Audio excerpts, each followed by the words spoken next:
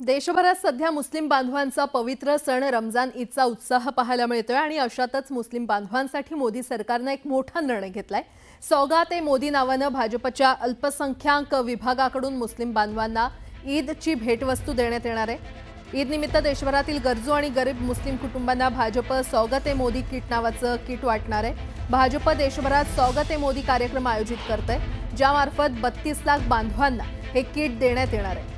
सौगात-ए-मोदी या कार्यक्रमाची सुरुवात नवी मुंबईत आयोजित एका कार्यक्रमाने झाली।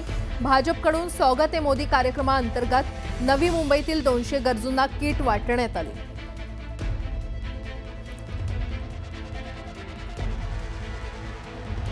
ज्यांना या देशामध्ये मुस्लिमांचं अस्तित्वच मान्य नाही, या देशामध्ये मुस्लिमांनी राहूच नाही,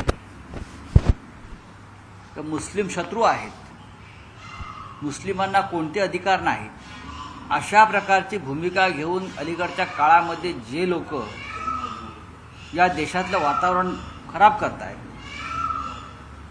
त्यांनी या मोदी की सौगातचं स्वागत केलंय का?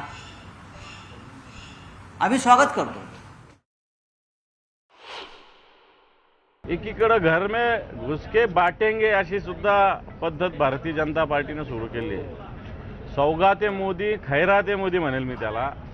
सौगातपेक्षा खैरात आहे, कारण सौगात ही अतिशय पवित्र मनाने, स्वच्छ मनाने दिली जाते।